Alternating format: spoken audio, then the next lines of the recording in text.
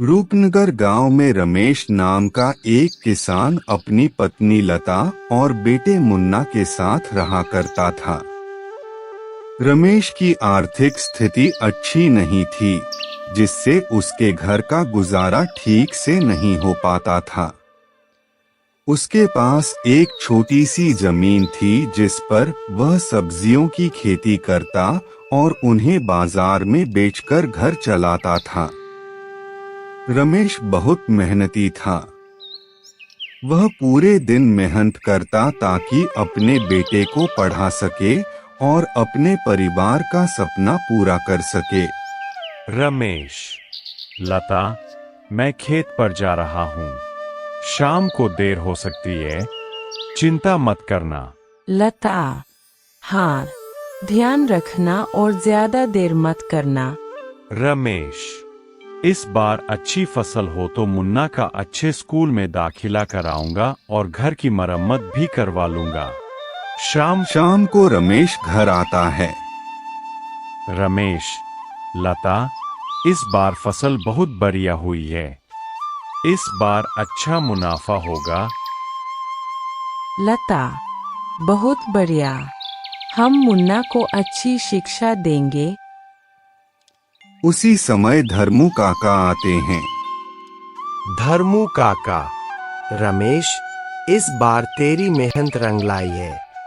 मेरा दोस्त शहर में फसल के अच्छे दाम देता है, चाहो तो मिलवा दूं। तभी अचानक तेज बारिश शुरू हो जाती है। रमेश, हे भगवान, अगर यह बारिश नहीं रुकी तो सारी मेहनत बर्बाद हो जाएगी। रमेश, सुबह जब सब किसान खेत पहुंचे तो देखा कि फसलें बर्बाद हो चुकी थीं। रमेश, हे भगवान, अब क्या होगा? सब खत्म हो गया। लता, इतने थोड़े से फसल से क्या होगा? अब क्या करें? रमेश, जो होना था हो गया, हिम्मत रख। लता, क्यों न हम बाजार में समोसे बेचें? बारिश में लोग गरम गरम समोसे पसंद करते हैं। तो रमेश, ठीक कहा, कोशिश करते हैं।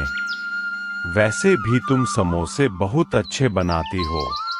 अगले दिन से दोनों समोसे बनाकर बेचने लगते हैं। समोसे बहुत पसंद किए जाते हैं। ग्राहक, रमेश भाई, समोसे गजब के हैं।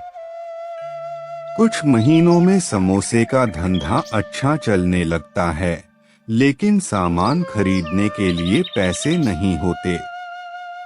रमेश सेठ के पास जाता है।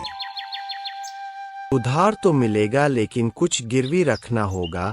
रघुवीर सेठ, माफ। रमेश, मेरे पास बस मेरी जमीन है, वही गिरवी रख देता हूँ। घर आकर रमेश बात बताता है। रमेश, मैं जानता हूँ, लेकिन मेहनत करेंगे और सब चुका देंगे। आपने जमीन गिरवी रख दी उस लालची सेठ के पास, वो हमें लूट लेगा। रमेश, मैं जानता हूँ, लेकिन मेहनत करेंगे और सब चुका देंगे। फिर रमेश की समोसे की बिक्री और खेती दोनों चलने लगते हैं। फसल फिर से तैयार हो जाती है, लेकिन सेठ रघुवीर की नजर उसकी जमीन पर थी। उसने नौकर से रमेश की फसल बर्बाद करवाने की कोशिश की। रमेश उसे रोक लेता है। रमेश, लता, मुझे लगता है सेठ की चाल थी। अब मैं खेत की रखवाली खुद करूंगा। एक रात सेठ खुद फसल में जहर डालने आता है, लेकिन लता उसे देख लेती है और गांव वालों को बुला लेती है। लता, सेठ फसल में जहर डाल रहा है ताकि हम कर्ज न चुका सकें और वो जमीन हड़प ले। माफ कर दो, लालच में अंधा हो गया था। अब कभी नहीं करूंगा। कुछ ही दिनों में रमेश जमींदार का पैसा चुका देता है। खेती और समोसे का धंधा अच्छे से चलने लगता है। रमेश और लता मेहनत करते हैं, पैसा कमाते हैं और खुशी से जीवन बिताते हैं।